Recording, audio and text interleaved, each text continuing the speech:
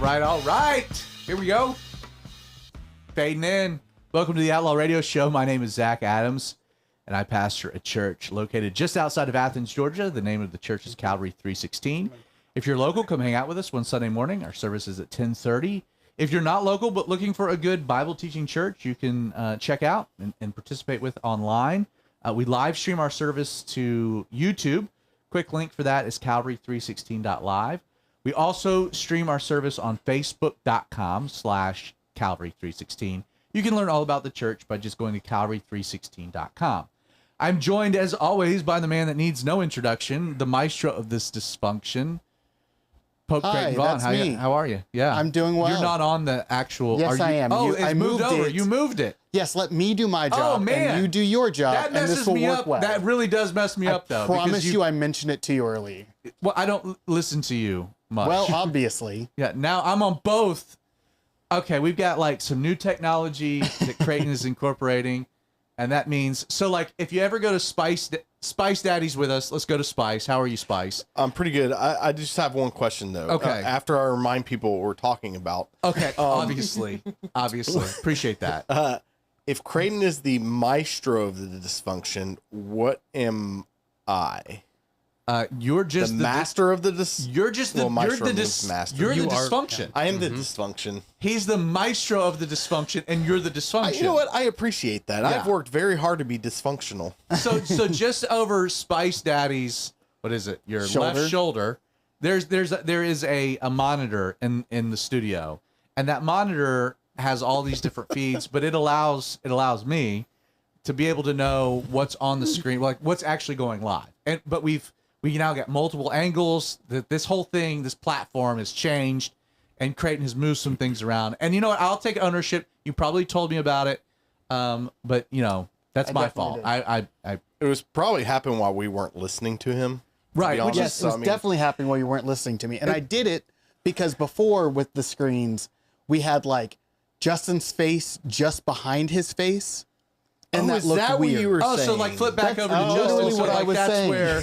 So you don't have any of us behind Justin. You have Right, now I have the audio's clipping. You've got the record, the on-air okay. stuff. Look a at that. You're graphic. like Yeah.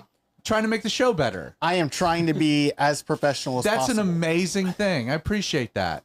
goodness. Explain No, to I folks. appreciate your efforts so much. Thanks, buddy. So much. Well, let's just go ahead and also we've got Football Mom. He's here to serve. I am here to serve. He's here to serve. Revive Church. Okay, we don't know anything. Okay. We don't. Okay, true. Listen, to be fair, I found this at the thrift store. Like, I find all of the shirts that I wear. And I just thought, If you just leave it to here to serve, it works. That's why that's as far as I went with it. But you then have now promoted Revive Church. What are you serving up? we're serving up the Lord. All right. So We have no idea anything about Revive Church. no, we don't. It's actually a Jehovah's Witness church. Seventh-day Adventist. So yeah, but anyway, I'm happy to they be were here. dead, and now And they're revived. now they're Through me. It's crazy just the stuff you can find at the thrift store. Just all sorts of the Football Mom, the Velvet. I mean, I got a shirt that says no. This just hit me. Somebody put that in at Goodwill. Someone at Revive Church was here to serve, and they're no longer here to serve, and they dumped their T-shirt, and now I'm here to serve. and now you're here to serve. It's just endless possibilities. I also have a Lake Girl shirt. Listen, it's a new world. And I just find these shirts in the men's section.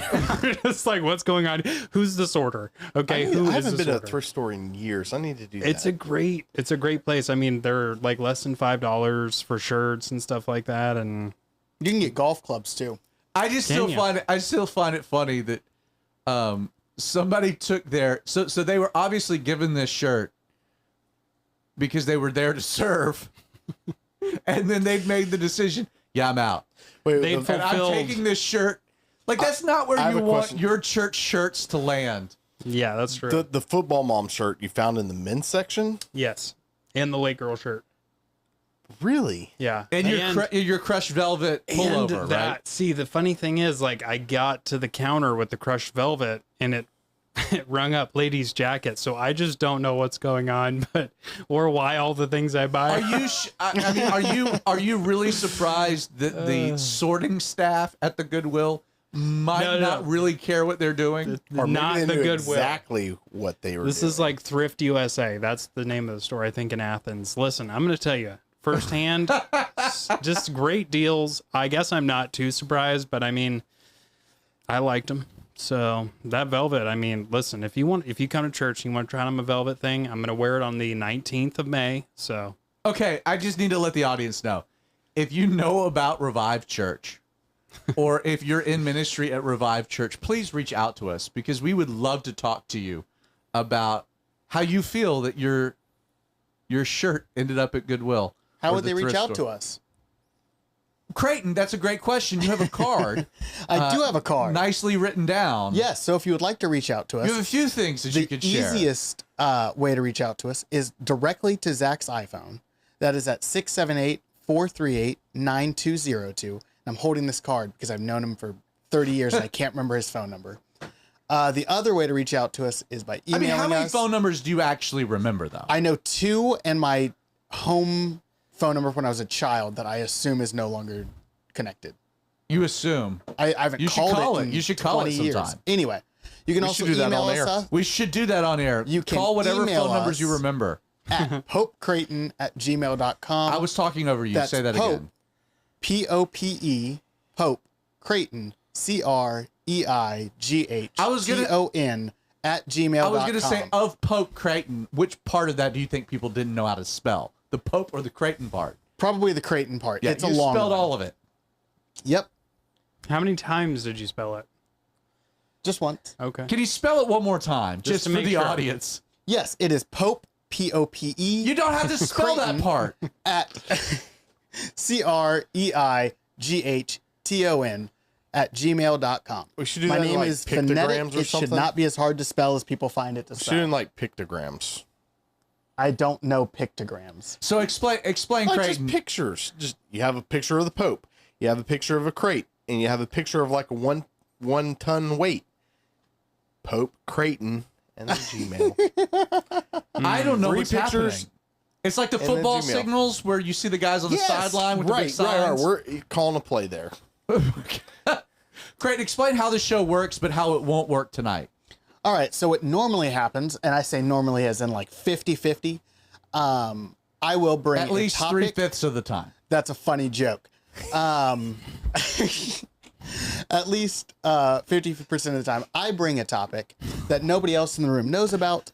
Usually is a topic about the Bible, a passage that I'd like to talk about. I ask Zach to make a Bible study out of it, and then we discuss it as a group. It is a lot of fun, and we only kind of stray into heresy. That's usually, it's not too heretical. What is not going to happen today is that, though. So what Zach has a topic today, which means he's just going to make his rant at the beginning of the episode, the entire episode, which should be a lot of fun. It happens. It should be fun. I'm excited about it. What are we talking about today? It does Zach? well. So last week we kind of teased it, and that's kind of what's going on with the Jews. Before I get to that though, Before you get to that, Miss Ann says hello. Hey, well, Miss Ann.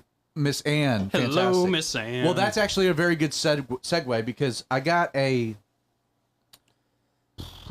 think it might have been a voicemail. I'm not quite sure how I got this, but I got a message from from D, who was on the show. He says, "Hey, trying to reach Zach Adams," which, by the way, my phone number is 678-438-9202. So Pic's welcome. 678-438-9202. Just text me directly. Hey Zach, it's D. I just looked at a picture of you and Mabel at her recital last night. Man, I just got into my feelings. So on Sunday, my daughter Mabel, she's been doing ballet lessons, Point of Grace Dance Studio, and they do 2 shows a year. It's a big thing at Gas South Theater. A shout out to Miss Mary Lou and Mr. Mark for coming. It was such a blessing. And May killed it. She was awesome. She was great. But I posted this picture of Mabel and I at her recital, And he says, man, I just got into my feelings. I'm just so grateful that the Lord blessed us to keep you here a bit longer. Just touched my heart and just had to call, express my emotions when I see you and then see a picture. Man, I'm just so grateful for the Lord. Spared you, man. It was a great picture. I'm just in my feelings now. Love you guys so much. Love you, Zach. I hope you know that. Bye. And I just wanted to take a moment and say, man, that meant a lot to me. And I very much agree with you. I'm Mabel in ballet. That was something that she had was not doing before I got sick, and then afterwards, those were the new experiences that I've had. So every time Mabel does something like that, and same with the boys. There's a lot of experiences, but man, I'm in my emotions too. So I'm right there with you. Isaac, football mom, just sent me a text. Him and Justin. This is stupid. This is stupid. But I'm now getting. We just wanted to start. Whose toe is ganked up? Whose big toe is like? Listen,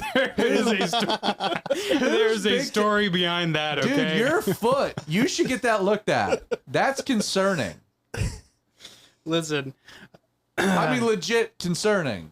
no, and I appreciate your concern. What had happened was when we were moving last time. Oh, hold on. Let me put you You back on should really screen. let that focus. It's hard to focus. It's a static camera. Dude, the shadows make it look like you guys have wild tans. Yeah. Oh, they got wild looking feet. That's for sure. What's sad is Beautiful are the feet of those who preach the gospel. That's where this landed. That's. You know what? You can turn I'm gonna anything into tip Bible my lesson. cap. You can turn anything into Bible lesson. I'm If gonna you, tip my cap to you. Yeah, Oh I my thought this was a goodness. judgment-free zone here. Come in and diss on my toes. You sent me a toe pic. Do you remember a week ago? You didn't even send me like a good foot pic. It was. Do you remember a your week ganked ago up big toe? when you looked at me and said, "Hey, Creighton, we really need to tighten things up"? Yeah, no, this Because that is not happening. This is what we're talking about. Listen, you're the maestro of that dysfunction. Oh my goodness. That dysfunction over there. So, ridiculous. Absolutely ridiculous. It's just the beginning. It's just the beginning. This is how this rolls. So, last week I kind of teased. Quick backstory. Outlaw Radio has had different seasons, different iterations of the show. Early on, for probably the first 100 episodes, it was just me, and it was audio, and it was meant for radio. And then for the next 25, 30, 40 episodes, we were post-production, some video. Added Creighton in at one point. Spice Daddy got added. Like, we just kind of like, there's been, and then we've kind of like played with like the content. So early on, you know, I had to produce, you know, a weekly content for radio, and the idea is that, okay, we're going to look at what's going on in the world and what's going on culturally, politically, just currents, and try to address that from a biblical standpoint. Like let's take the Bible and let's try to process things that are going on, from elections to cultural issues like abortion.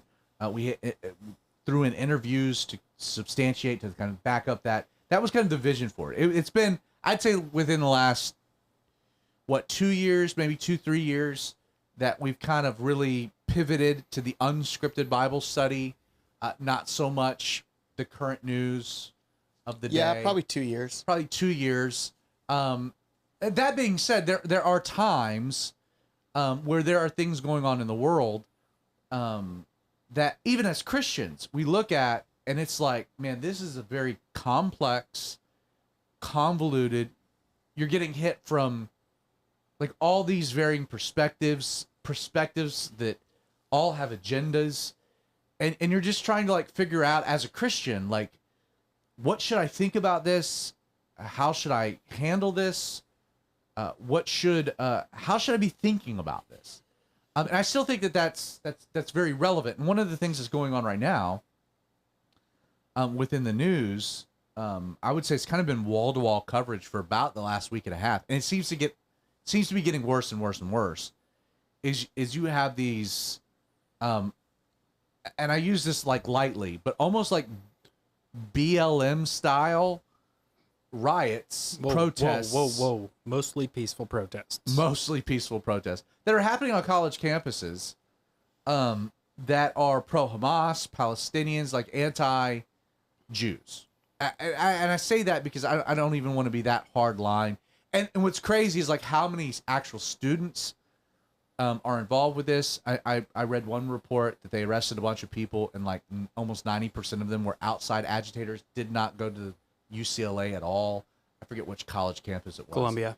Was it Columbia? Yeah. In New York. And then you've got like these like they're taking over,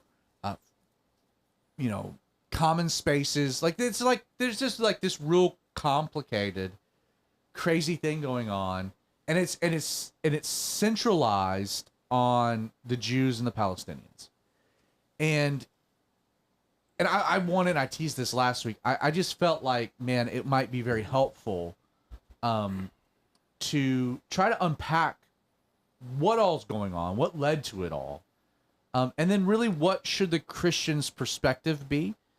I think that there are, again, a lot of hidden agendas that are trying to manipulate things. This is an election year, and we knew going into an election year things would be pretty crazy. There's a lot of bait and switch. It's like, hey, let's have this controversy over here because there's a lot of other things happening here that we don't want you to pay attention to. And that's a reality of mainstream media, of the news. If you think you're getting or consuming media without an agenda, I got a bridge in Brooklyn to sell you, which is one of the hardest, I think, components of this day and age. Is like trying to actually ascertain what's real, what's fake, what's false, what's true, what's actually happening. How am I being manipulated? Just a side note, they do need a bridge salesman there, because a bridge salesman? Yeah, the one that went down. The one in Baltimore that I could sell you a good bridge in Baltimore. That's right. So, and even then, like, one of the challenges is, I don't know what the actual stat is, but like a lot of people today are getting their information, their news, off of social media, whether it be Facebook or Instagram, Twitter, X. And what we've learned, especially with a lot of the congressional hearings that's happened, is how all of that can be very easily manipulated. Based on algorithms. Now, an algorithm that's just feeding you content that you're interested in, it's not a bad thing if it's organic. But what gets dangerous is when outside forces can manipulate the algorithm to try to craft your opinions based upon the narratives that they're feeding you.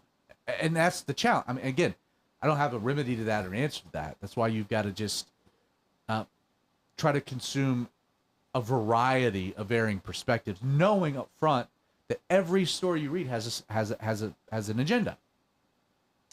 I think that's fair. You guys are all connected social media wise. Y'all share that same type of an idea? That's why I watch MSNBC, CNBC, and CNN. Those three, I feel like, present really a varied perspective on situations. And NPR.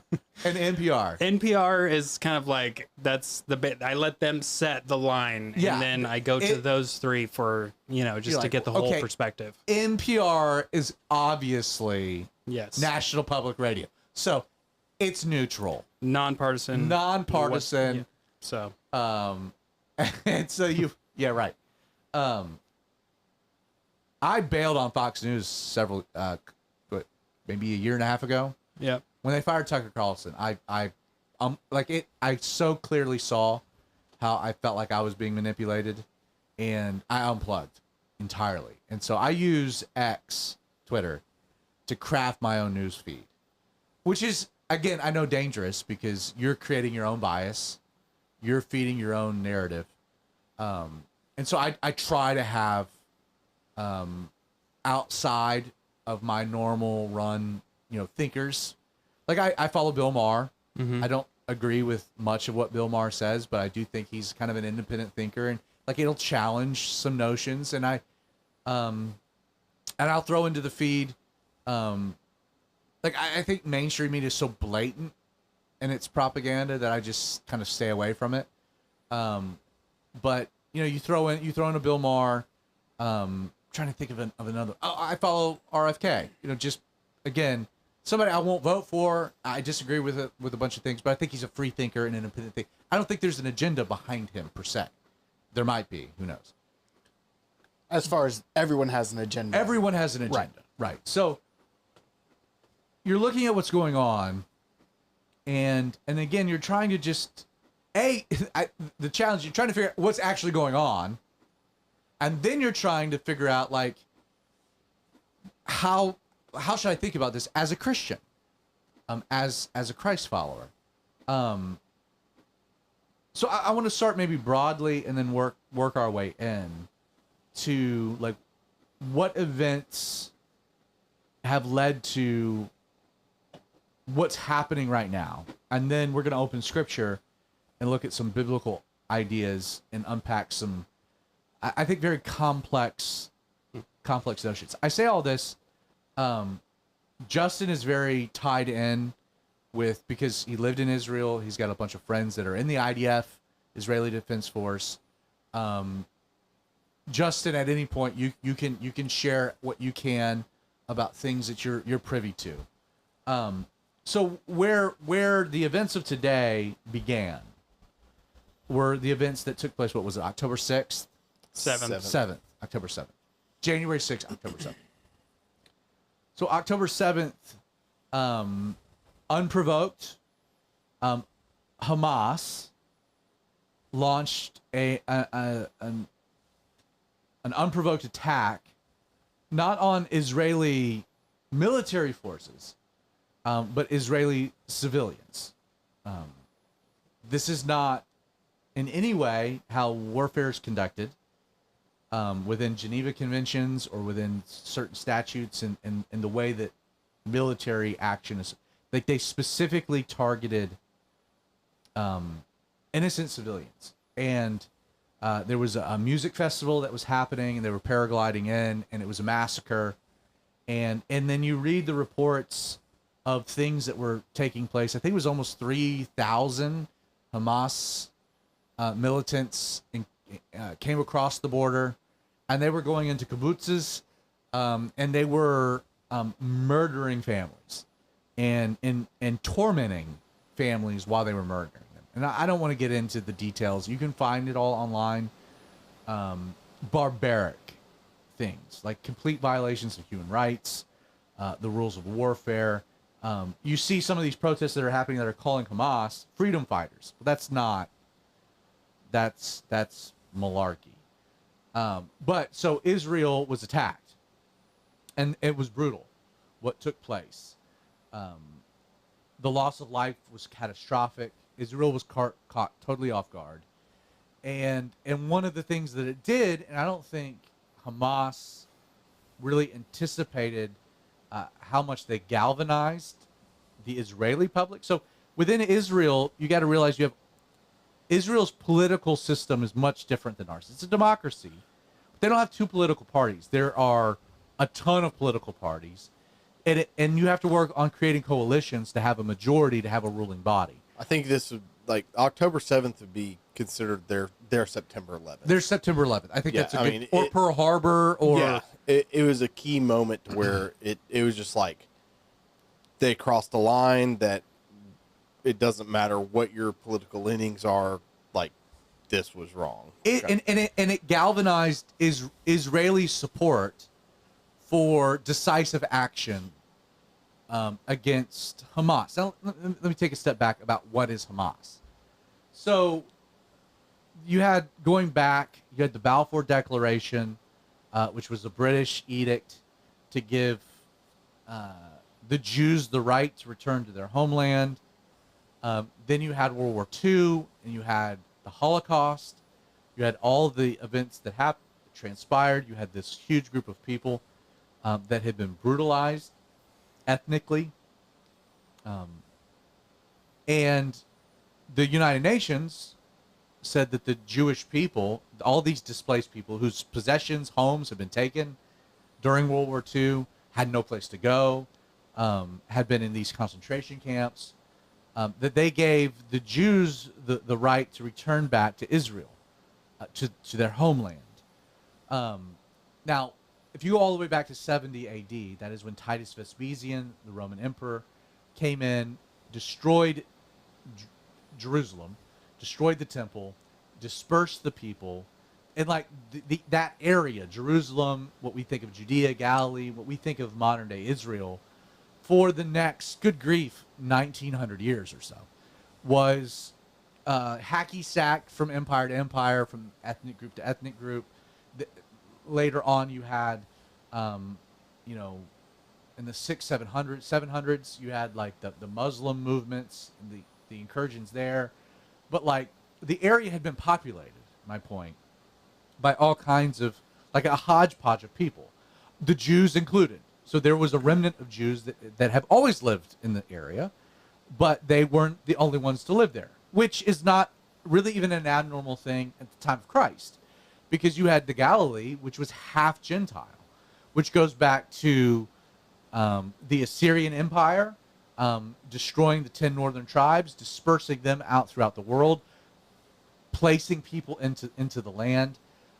Going back even further, you had the Canaanites dwelling in the land. Abraham, Isaac, Jacob's family leaves the land.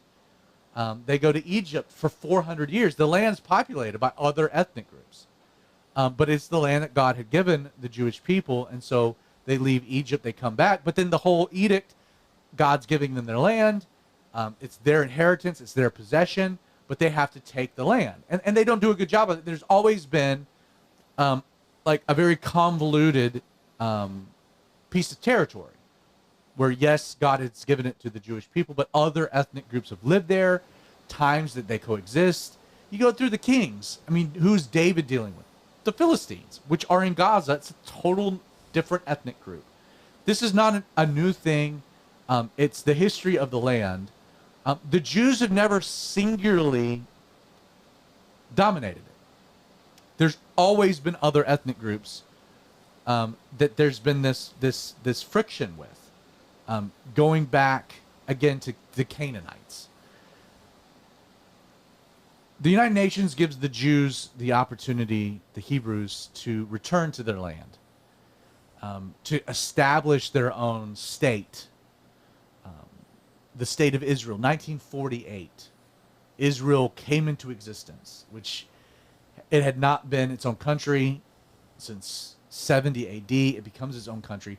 But you have all these Jewish people moving back into a land that's inhabited by Arabs. Arab people are living in the land. It's been ruled by Syria, Lebanon, Jordan, Egypt.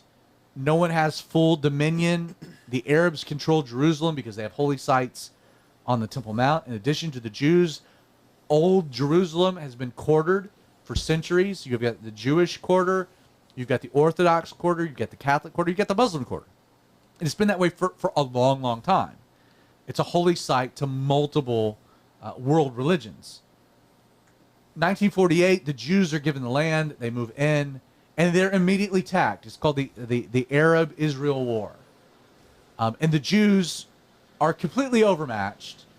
They have just a very particular portion of land that they've been given by the United Nations, but they're victorious, like against all odds, supernaturally, and they gain territory. So they've been given a section of land by the United Nations to be their homeland. Arabs have been living in the land. Jews have been living in the land. More Jews are moving into the land, but they gain territory because of war. You fast forward to what's called the 6-Day War, which is in 1967. Again, a coalition of Arab nations, Syria, Jordan, Egypt, attack Israel. Again, Israel, against all odds, is victorious. An amazing thing. Again, the 6-Day War. The territories gained by Israel at this point is they took territory from Jordan. That's what we know today as the West Bank. They took territory from Syria, which is what we know as the Golan Heights. And they took territory from Egypt, the Sinai, which they would later give back, but Gaza. Israel's borders expand. But there are people groups, Arabs, that live in this area that are now under Israeli control. Now, Israel is a democracy. Israel today, Justin, you might be able to help me with this. I think 30% of the Knesset is actually Arab, non-Jew, correct? Yeah. Some in that neighborhood. So the Jews have this territory, but they want to cohabitate. Like there's democracy, there's representation, but you have other factions, other people groups that don't like the Jews, don't want anything to do with the Jewish state of Israel, and as a result have become hostile and militant, and that has created complications. You get to 1973, Yom Kippur. Again, Israel gets attacked by Egypt and Syria. They gain more territory. Now, ultimately, you have this complication. You have Israelis, you have Jews living in this territory, and you have Arabs living in this territory. There are a segment of the Arab population that have no problems, and they're more secular in nature, no problems coexisting with the Jews and being part of the Israeli state. But you have a more militant faction of Arabs that want nothing to do with the Jews and are hostile to the Jews and would have preferred to have left and immigrated back to their more ethnic connections. For example, in Gaza was controlled by Egypt. And yet when Israel took Gaza, Egypt would not allow any of the Arabs living in Gaza to flee into Egypt. They wanted to keep them there because they didn't want to cede territory. So you had a people group get caught in this area. They can't go to Egypt. In fact, Egypt has a big wall, full military, will not allow any of these people in.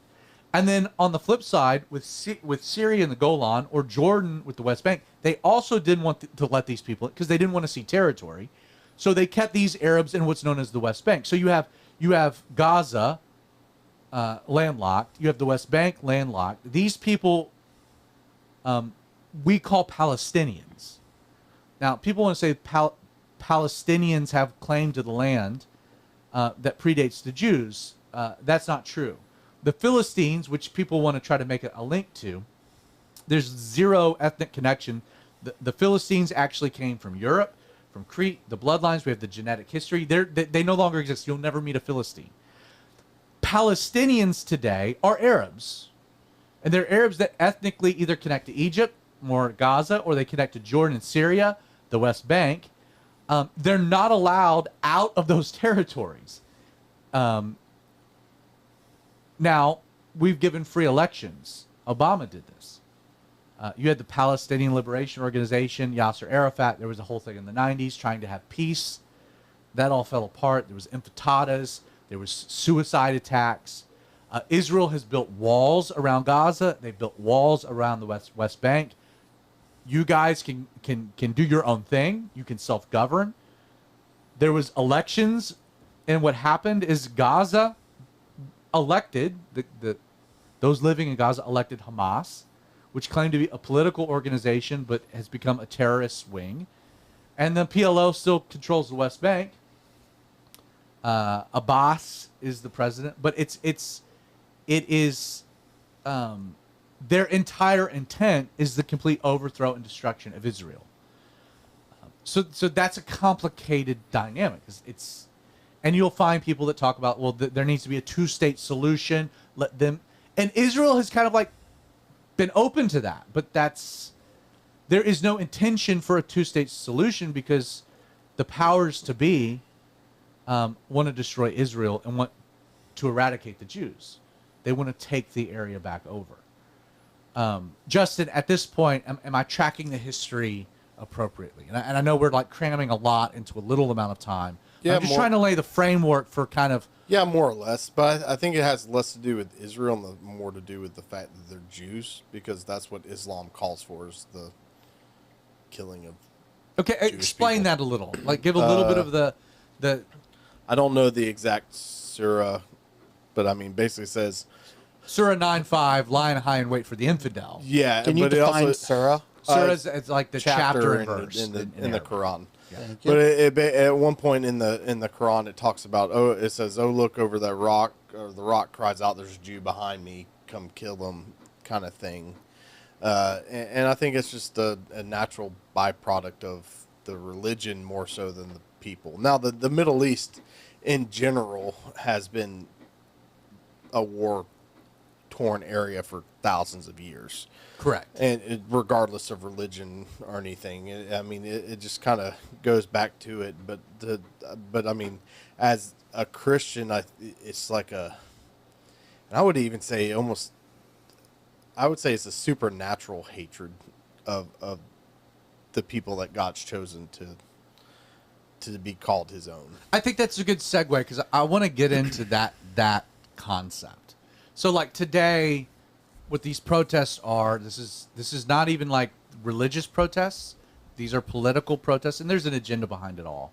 Hamas, who controls Gaza, they had a military incursion that targeted civilians in Israel. That's what they're known for. I mean, Yeah, absolutely. When I was there, they Hamas shot rockets at us.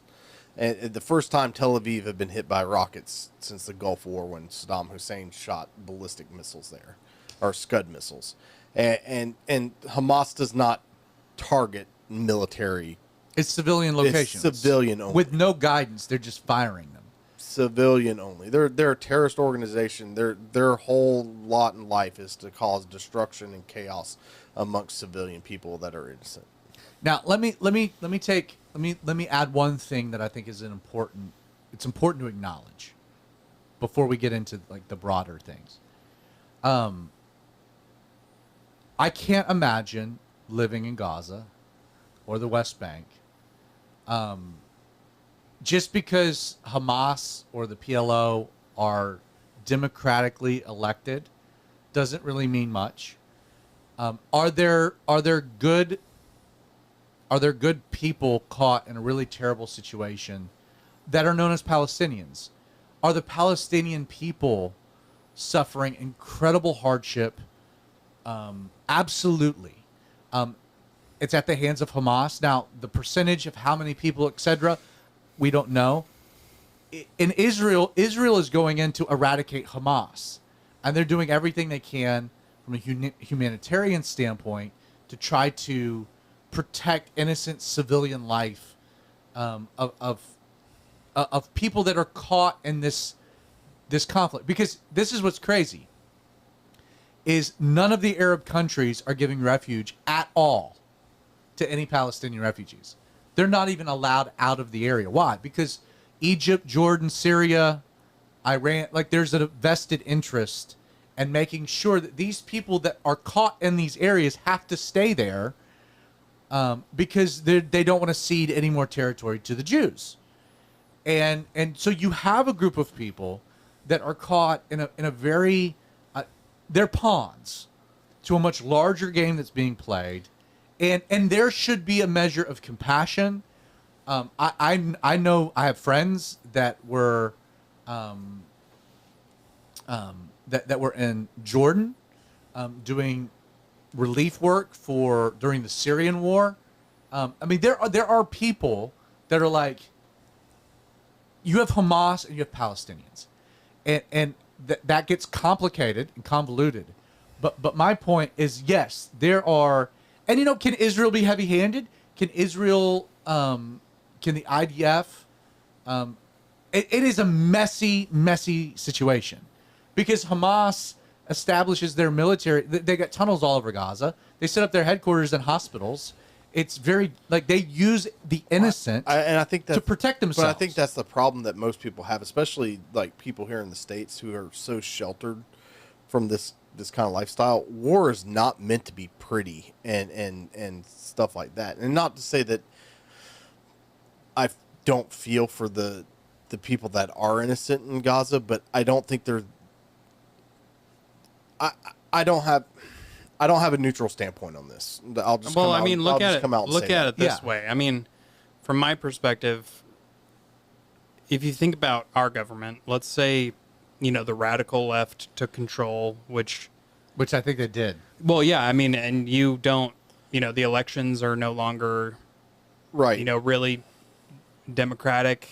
Then it's like, and they start doing some crazy stuff, and people start bombing us, which is very possible in the next, 10 years. But but like for me, like when this October 7th thing happened, like I didn't get it from the news. I got it from my friends that were For there. sure.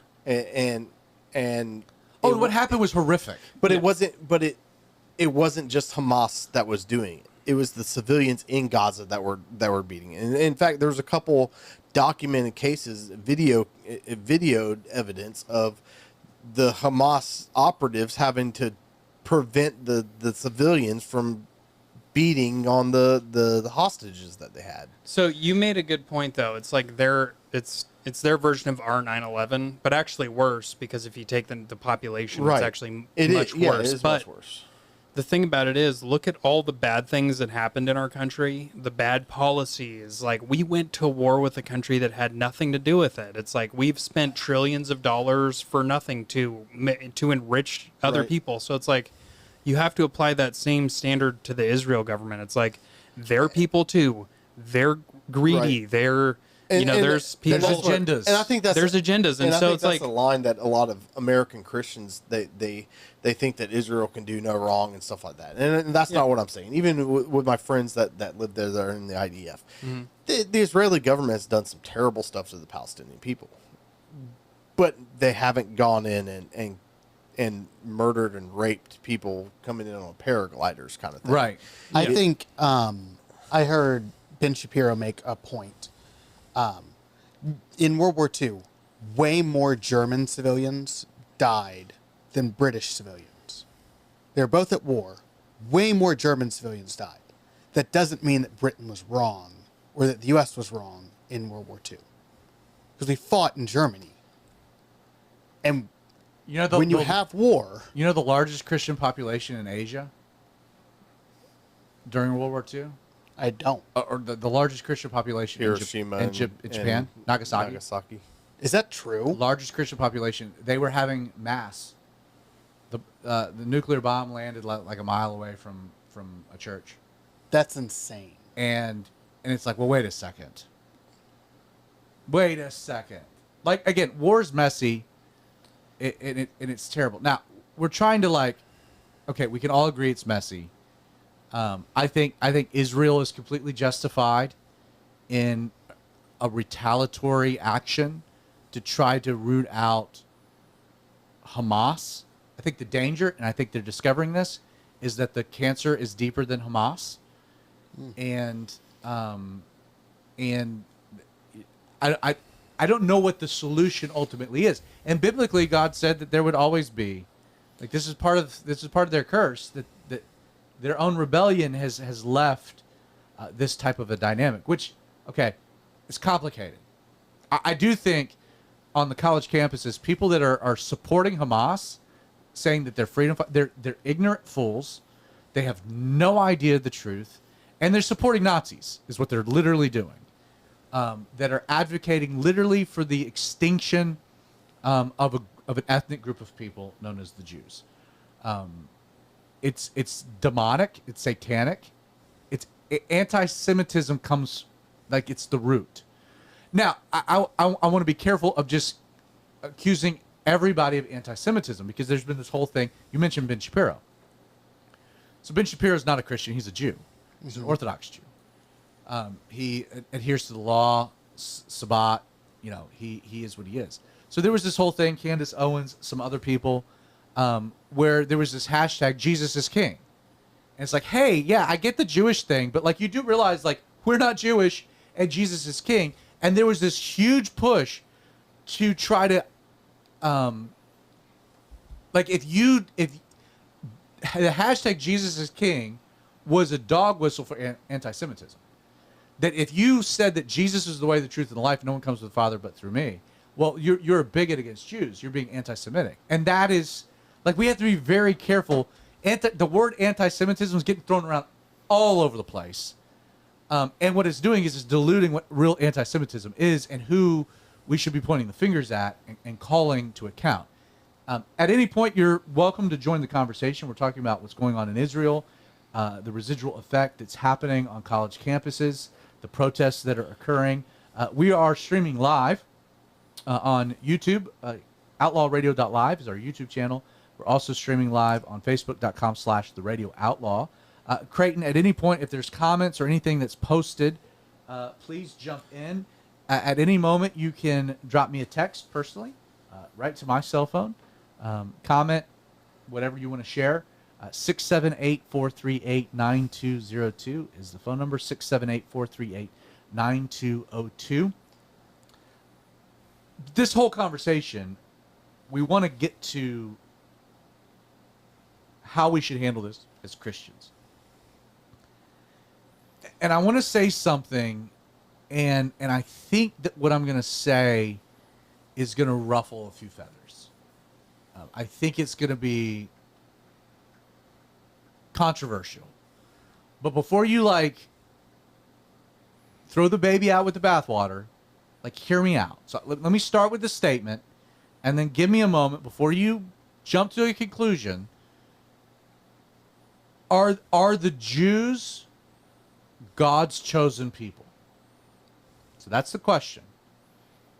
And my answer would be, they were and they will be.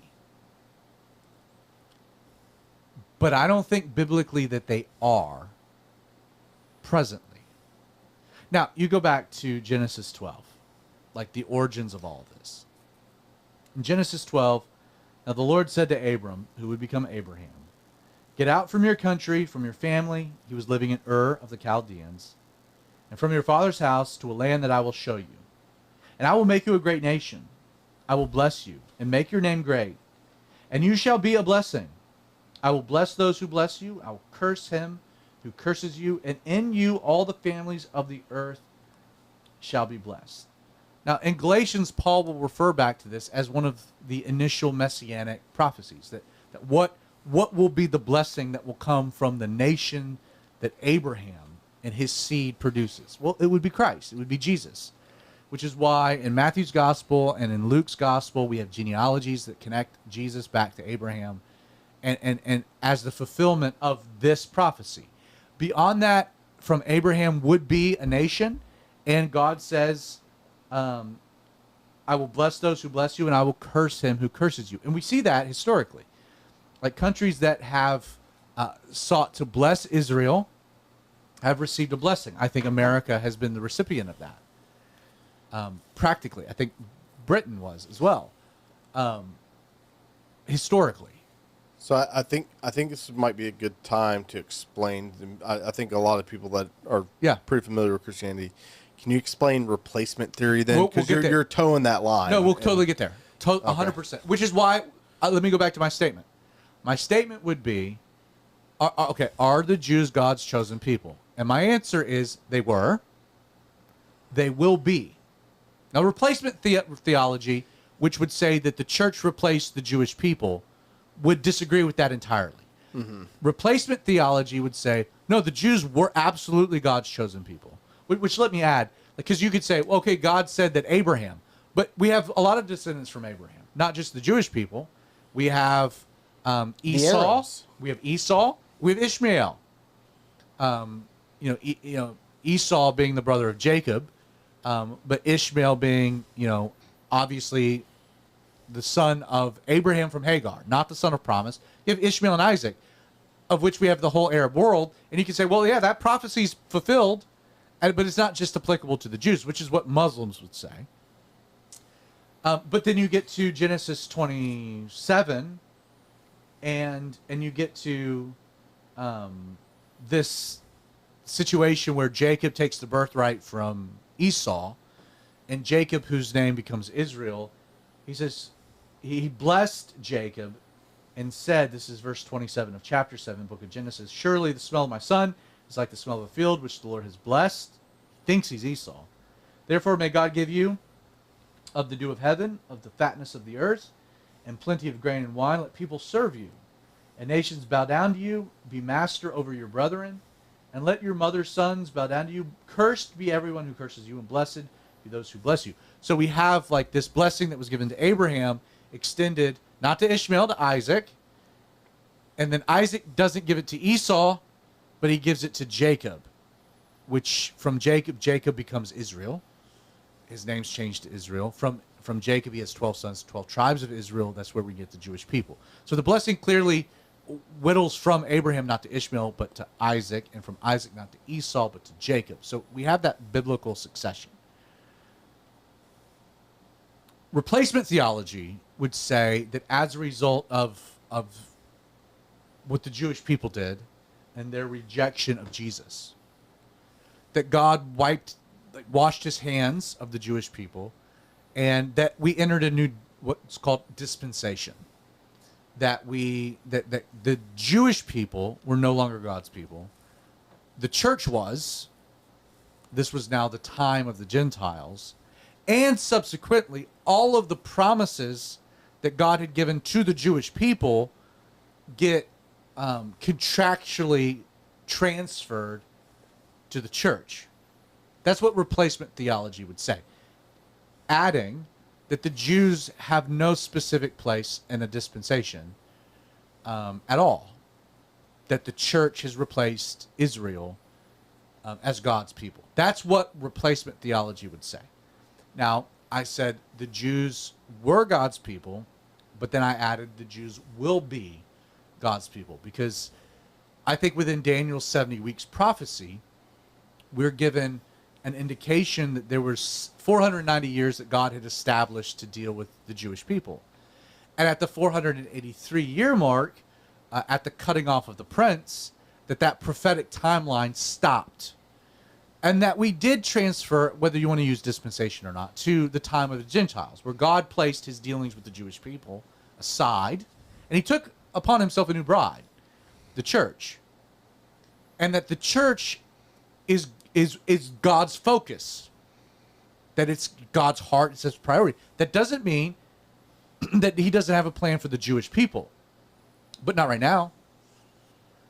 That God's focus is the fulfillment of the times of the Gentiles. Now, there will come a moment where the times of the Gentiles is fulfilled. The church will be raptured, and what does God do? He turns his attention back to the Jewish people.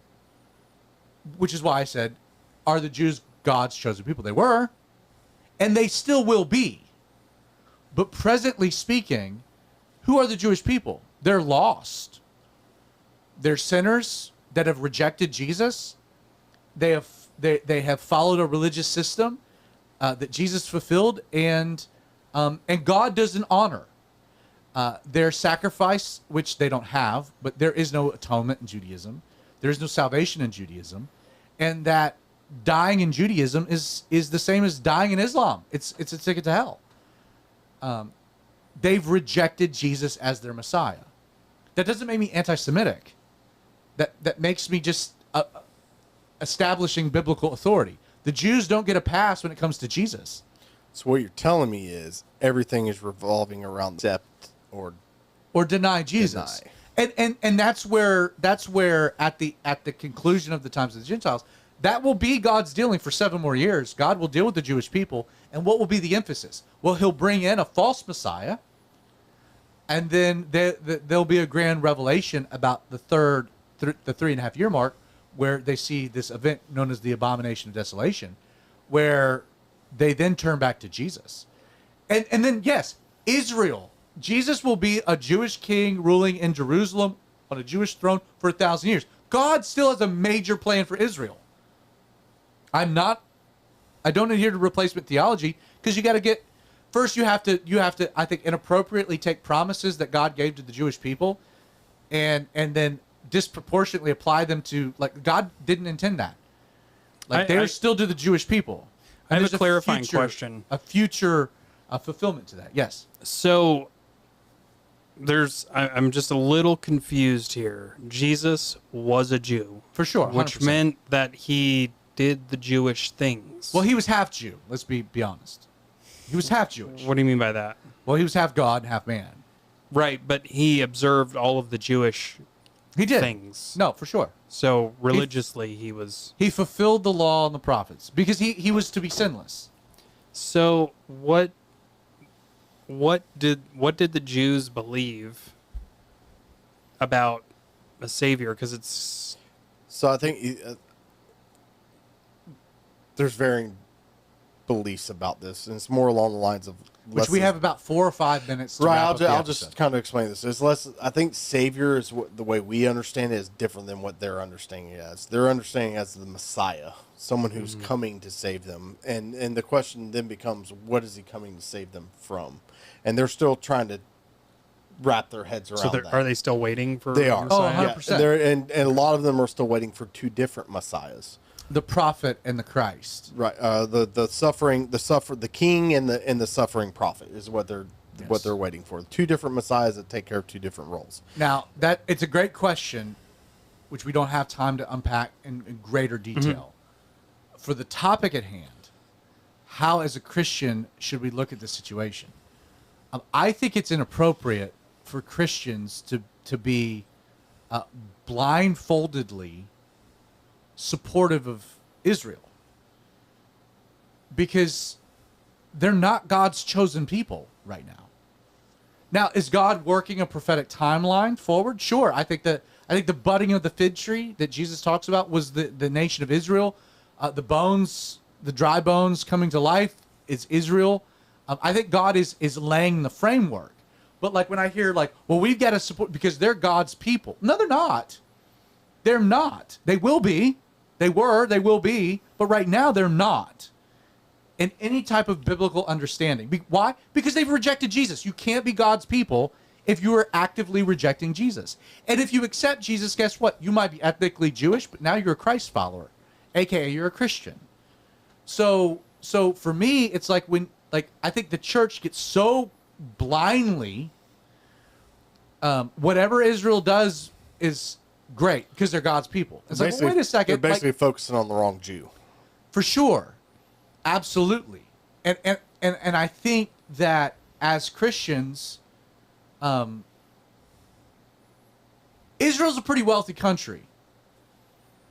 Like, okay, we're allies with Israel, but we're allies with Israel, and there's this like deep guilt trip because, hey, we're God's people and you're Christians, you're supposed to support us. Wait a second. Like, we're $30-something trillion in debt. Buy your own weapons. Like, we can support you as an ally, but like, hey man, like, listen, I think when Iran got in a few weeks ago, started firing ballistic missiles, sending up the American Air Force to help intersect to protect innocent lives, man, we should do that in Israel. We should do that if like Colombia wanted to attack Peru. You know, like, okay, great.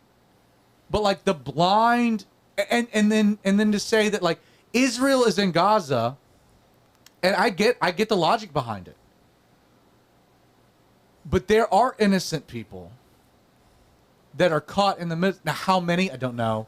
And that's a very complicated thing. And what's happened on college campuses is just crazy. It's nonsensical. And they don't understand. They don't understand the full ramifications. But like, if as a Christian, you're like, you know what? I'm not quite sure that we should be sending a bunch of money to Ukraine because guess what? We don't have any money. We're $30-something trillion in debt. Think about how much money that actually is and the ramifications that's going to have on our quality of life moving forward. Like, I'm not obligated. Hey, the Bible says, Psalms 120, pray for the peace of Jerusalem. Doesn't mean send every dime I have there, especially the money I don't have. And to voice any type of a concern of like, hey, you know, we should really be frugal because guess what? We're printing money. We don't have any money to send. And that's the repercussions of our own decisions. But like I don't know. I think just the full, we put a blindfold on, it's Israel and they're God's people. So we support whatever happens. It's like, that's not biblical. They will be God's people. And as any person, they deserve a right to be free. And innocence should always be protected. Hamas or Hezbollah firing rockets indiscriminately into Israeli territory should be appalling to the Christian, because it is an assault on the innocent. But what's happening in Gaza, there is a segment of the population that's innocent. And I'm just saying that, like, people that are saying, you know, we should, like, this is a very complicated thing, and we should have some prudence and some wisdom, because there are other innocent people on the, because guess what? Whether you're an innocent Jew or an innocent Palestinian, you know what you have in common? You're lost and you're going to go to hell when you die because you haven't accepted Jesus. You are equal in my perspective. Just because you're a Jew doesn't make you better than the Palestinian if you don't have Jesus in your life. You're both lost. And what did Jesus say? Go into Jerusalem, Judea, Samaria, and the ends of the earth to make disciples of the nations. That includes the Palestinian as much as it includes the Jew if you've rejected Jesus. So I just think as the church, as a Christian, we should just be careful about this notion, like, well, they're God's chosen people and they're special. Well, right now they're not. That's the consequences of their own decisions. They will be. Well, I mean, does that make sense? What I was saying, I know that it comes across a bit controversial, but I think that has a solid biblical presentation. Yeah, I understand where you come from, and like I said, you have friends that have rockets being fired. I don't have a neutral position on this. Mainly, because I had been shot at by Hamas. Like when I was there, I had rockets blowing up over my head. The Iron Dome hadn't been fully even tested before they had to roll it out. Right. And so for me, I say destroy all of Hamas. When it comes to Hamas, I think anyone would disagree with right. that. It's Well, there's a lot of people on college campuses that totally disagree with it. And that's what we're talking about, is how do Christians approach more or less so that Israel attacking Gaza right now, more so how do we handle these protests and stuff on these college campuses in the U.S.? Like, how do we approach that? And I think you got a bunch of dumb college kids that are just protesting stuff like they've done for decades. Well, I mean, from their perspective, just, to steelman their argument, I'm not just talking about the college campus kids. I'm talking about from Hamas's perspective. They've been they call it an open air prison with the walls. They can't go anywhere.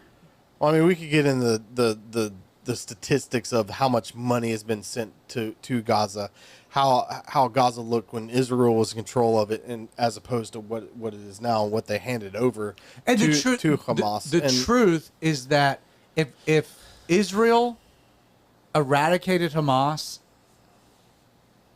took the Palestinian, the Gazan territory under their own control, the quality of life for the average Palestinian would increase exponentially.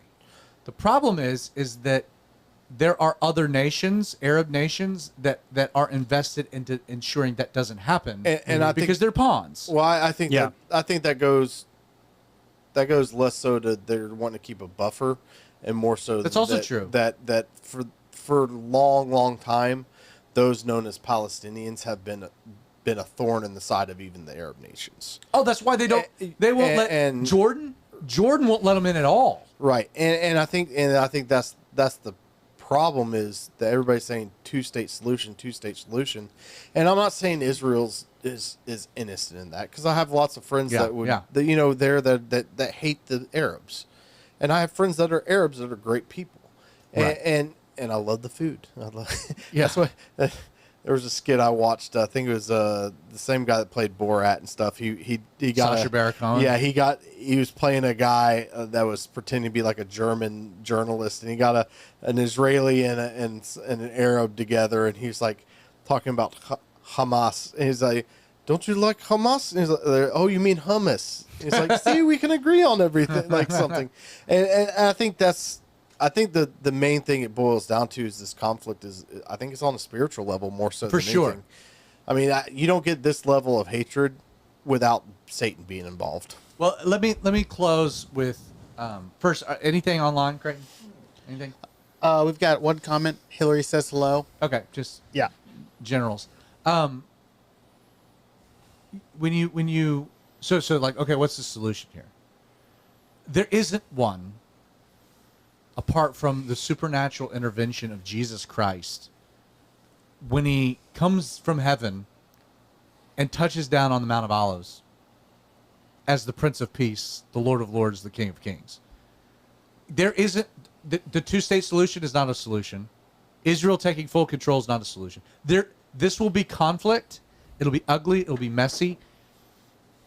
And so, I think as a Christian, when you're looking at this, keep in mind that there's not in fact, if there's a political leader that comes along that says, I've got the solution, he's probably the Antichrist. At least if he's right, he is. And need I Right, remind so- everybody that the solution at the end is a battlefield where the blood is the height of, For sure, of the horse's Bridle. bridle. I'm So, just I mean, saying, the point of tonight was to try to unpack a complicated thing, but to give Christians a healthy perspective. Like, you don't have to blind, like the Jews were God's people. They will be presently. Well, they're lost in their sins and their trespasses without Jesus, which makes them equal to every other lost person on the planet. So they don't have special standing or status. And two, solutions. Well, there's only one solution to this from the biblical standpoint. And what is Israel dealing with? Hey, it's a work of God that they had their land, that they're back. But God made it very clear that as a consequence of their rebellion and their sin, that there would be other people living in their land causing problems until Jesus, right? So it's like when we start talking about solutions, keep a biblical idea of what the solution is. And that helps you understand that everything being presented, that's just window dressing. You know what I mean? Mm-hmm. Any final thoughts, you guys? pray for the peace of Jerusalem. Which is what we're called to do, yeah. I mean, I really treasure my time in Israel. It was awesome, and I think I saw both sides of it because I know Arabs, I know Jews, and I know Christians, and I think a lot of times we see a lot of Christians that start. You're focusing on the wrong Jewish parts of things when you start thinking that the Jews have something more than what you have as belief in Jesus. Amen. And I think a lot of times Christians in certain sects of Christianity, they get trapped in this aspect of the Jewish roots of Christianity. And a lot of people are like, did you follow the kosher laws? And I'm like, I love bacon. I'm not Jewish. Like I appreciate my friends. I appreciate celebrating, doing the Passover Seders and celebrating the holidays with my friends, and getting to do that with them. But at the end of the day, like, they've rejected Jesus and you've accepted Jesus, right? And that's all that matters. And I think I think they struggled with it in the New Testament with the debating on whether the Gentiles should be absolutely should be. But what did Paul say? Paul said there is neither Jew nor Greek. Right. There's a new category, which goes back again to what I'm saying in its broad sense. That right now, from God's perspective, the Jewish people aren't His people. They're not His bride. They don't have a special standing. They will. They did. They forfeited it.